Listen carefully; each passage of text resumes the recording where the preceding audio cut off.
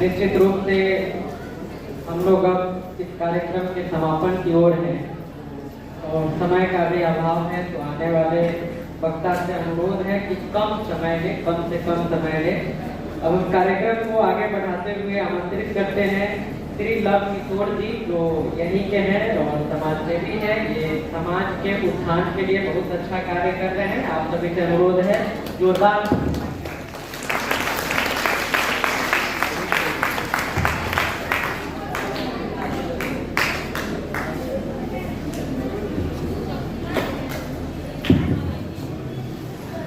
आज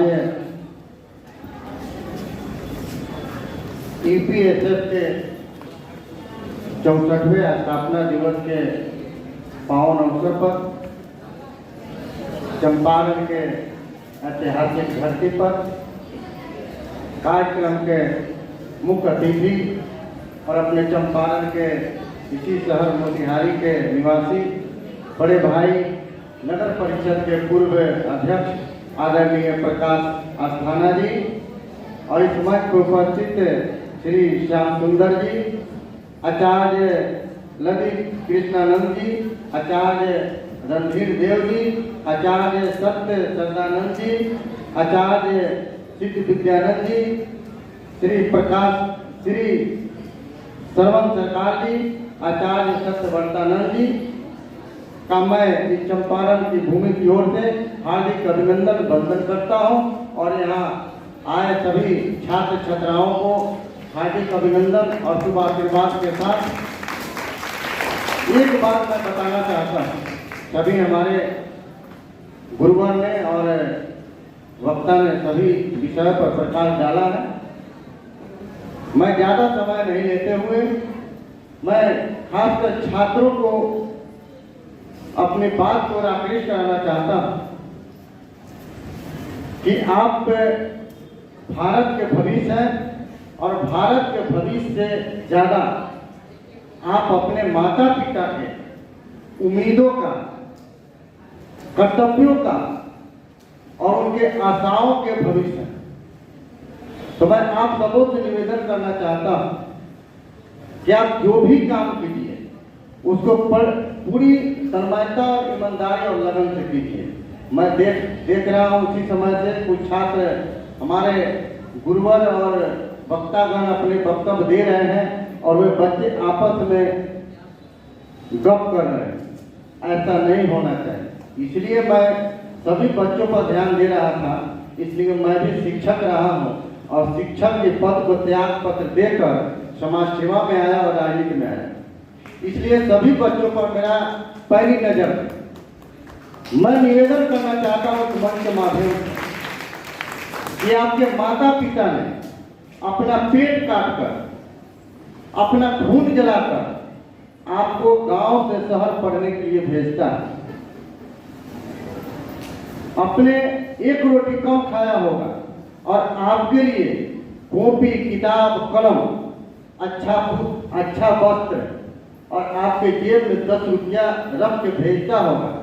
साइकिल भी खरीद के दिया है, कुछ सरकारें दी है, कुछ अपने माता पिता ने अपना खेती और मजदूरी करके आप लोगों को साइकिल भी दिया है, कलम कॉपी भी देता है और जेब में 10 रुपया देता है कि हमारे बच्चे स्कूल जा रहे हैं, उनको भूख लगेगा या कोई कलम पसंद पड़ जाए या कोई अच्छी पुस्तक पसंद पड़ जाए तो उसको खरीदने के लिए सोचना नहीं पड़े। लेकिन आज के छात्र मैं देख रहा हूं अभी सभी विद्यालयों में, चाहे प्राइवेट विद्यालय हो या सरकारी विद्यालय, बच्चे पढ़ने के बजाय ज्यादा पटरगश्ती में घूम रहे हैं। इसलिए आज मैट्रिक और इंटर का रिजल्ट भी आ रहा है या कोई कंपटीशन का रिजल्ट आ रहा है, बच्चों से ज्यादा बच्चियों का रिजल्ट बेहतर आ रहा है। इसलिए मैं उस समय से ही देख रहा हूं जितनी भी हमारी बेटियां हैं बड़ी गौर से हमारे सभी वक्ताओं का वक्तव्य सुन रहे हैं। लेकिन आप लोगों में जो है कोई बाहर, कोई अंदर, कोई आपस में गप कर रहे हैं। ऐसा नहीं होना चाहिए। कोई भी स्कूल में जाए या किसी मीटिंग में जाए या सत्संग में जाए, जो आदमी कुछ बोलता है उसकी अच्छाई को अपने दिल में, अपने मन में उतारिए, जो उसमें बुराई है उसको मन से निकाल दीजिए। यही छात्रों का मूल मंत्र है। और खासकर आजकल के जो छात्र और छात्राएं जो हैं उच्च शिक्षा प्राप्त करने जाते हैं अपने शहर से बाहर, अपने राज्य से बाहर, इधर कुछ सालों में मैंने देखा है कि बच्चों में और बच्चियों में आत्महत्या की प्रचलन बढ़ी। ये नहीं होना चाहिए। जानते हैं इसका मुख्य कारण क्या है? पहले हमारे भारतवर्ष में गुरुकुल की प्रथा थी। गुरुकुल में शिक्षा जब बच्चों को मिलता था, बच्चों को सुबह ब्रह्म मुहूर्त में गुरुवर उठाते थे, जगाते थे और उनको ब्रह्म मुहूर्त में, बहुत छात्र नहीं जानते होंगे बहुत ब्रह्म मुहूर्त किसे कहते हैं। सुबह 4 और 5 के बीच में बच्चों को जगना चाहिए, और चाहे जितना भी लेट के सोएं, लेट को पढ़ें, लेकिन सुबह 4 और 5 के बाद में बीच में जगना चाहिए। उस समय का जो समय होता है पढ़ने के लिए, मन के लिए, उस समय का हवा वातावरण बहुत शुद्ध होता है। उस समय बच्चा पढ़ता है तो मन में वो याद रखता है, और सूर्योदय से पहले जगता है, उसका माइंड जो है बहुत वो शुद्ध रहता है। और उस समय जगकर अपने नित्य क्रिया से निवृत्त होकर 5 मिनट हो या 10 मिनट हो, जितना आपसे हो सके उतना आप योगासन कीजिए, योगा कीजिए, ध्यान रखें। तब जब आपका माइंड जो है किसी चीज पर कंसंट्रेट होगा, एकाग्र होगा, तब जाकर आपका बौद्धिक, शारीरिक सभी चीजों का विकास होगा। अगर सूर्योदय तक आप सोते हैं तो आप कितनाहों भी पढ़ लीजिएगा, आप सफल नहीं हो सकते। इस कार्यक्रम का, हमारे गुरुवर का यही उद्देश्य है, और इसी उद्देश्य को आगे लाने के लिए ये आनंद मार्ग के जो प्रवर्तक हैं आनंद मूर्ति सरकार जी ने ये देश का बहुत बड़ा ऐतिहासिक और पावन भूमि चंपारण की धरती से उन्होंने आज से 64 साल पहले यहाँ APSS का स्थापना किया, ताकि छात्रों में, बच्चों में नैतिक और चरित्रिक विकास हो सके। अभी तक जितने भी छात्र संगठन हुए हैं, किसी न किसी पार्टी का, किसी न किसी जाति का हुआ है, उससे छात्रों का विकास नहीं हो सकता है, और न ही छात्रों का मूलभूत जो समस्या है उस समस्या को वो आगे नहीं ले जा सकते। वो किसी पार्टी की बात करते हैं, लेकिन ये प्रभात रंजन सरकार जी ने इस संगठन का स्थापना किया बच्चों के बौद्धिक विकास के लिए, चारित्रिक विकास के लिए, नैतिक विकास के लिए इस संगठन की स्थापना उन्होंने किया। और उसी स्थापना के फलस्वरूप आज हम यहाँ बैठे हैं या 2 शब्द बोल रहे हैं, इस संगठन का देन है। इसलिए आप तमाम छात्रों और बच्चियों और बच्चों से मेरा निवेदन है, आग्रह है कि आपके माता पिता बड़ी आशा और विश्वास के साथ आपको पढ़ा रहे हैं। मेरा बेटा और बेटी चरित्रवान हो, नैतिकवान हो, उनके आशा का रूप आप आगे बढ़िए, और उनके विश्वास को आप होने मत दीजिए। उनके विश्वास को रखते हुए उनके जो संघर्ष का जो आप पे जो लगा रहे हैं उनको आप आगे बढ़ाइए।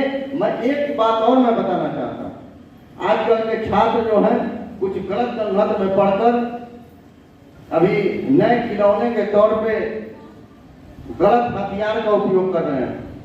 13 साल 14 साल के बच्चा, कल ही हमारे गांव के बगल में एक कोचिंग संस्थान है, बहुत अच्छे शिक्षक हैं, वो बहुत बेहतर पढ़ाते हैं, और उनके पढ़ाए हुए बहुतों बच्चा सर्विस में भी चला गया। मेरा भी बेटा बेटी वहीं में पढ़ता है, लेकिन कल ही देखे बगल के नई पंचायत के लड़का 14 साल का एक पिस्टल लेकर उसको लहराते हुए 4-5 उसके मित्र थे, और उसको फोटो खींचकर सोशल मीडिया पर डाल दिया। कल ही जो है पुलिस आई और 14 साल के बच्चा को पुलिस पकड़ के ले गई। अब आप छात्र हैं, आप बेटा बेटी हैं किसी माँ बाप के, अब आप बताइए कि जो माँ बाप अपना मजदूरी करके, अपना खेती करके, अपना खून पसीना जलाकर आपको आगे बढ़ाने के लिए पैसा खर्च कर रहा है पढ़ने लिखने के लिए, अगर उस चीज को आप गलत उपयोग कीजिएगा तो आपसे ज्यादा उस माँ बाप के दिल पर क्या बीतेगा। इसलिए आप सबों से मैं इस मंच के माध्यम से निवेदन करता हूँ कि आपके माता पिता बड़े विश्वास के साथ और आशा के साथ आपको आगे बढ़ाने के लिए पढ़ा रहे हैं, लिखा रहे हैं। उनके आशा और विश्वास को मरने मत दीजिए, उसको आगे बढ़ाने का काम कीजिए। इसी चंद शब्दों के साथ अपनी वाणी को विराम देते हुए आज के मैंने अपने बेटियों से मैं निवेदन करना चाहता हूँ। आज केंद्र की सरकार हमारे आदरणीय प्रधानमंत्री जी भी हैं, बेटी बचाओ बेटी पढ़ाओ की नारा लेके आगे बढ़ रहे हैं। मैं भी इस बात को मैं कहता हूँ और कहना चाहूँगा कि हमारे बेटा अगर पढ़ेंगे तो सिर्फ एक घर का विकास होगा, लेकिन हमारी बेटियां अगर पढ़ती हैं तो दो दो घर की विकास होती है, दो दो घर की आग रोशन होती है। इसलिए आपको निवेदन करना चाहता हूँ कि आप निश्चित रूप से आप किसी माँ बाप का विश्वास है उसको मरने मत दीजिए, उसको आगे बढ़ाइए। जय हिंद, जय भारत, भारत माता की, प्रभात रंजन सरकार की जय।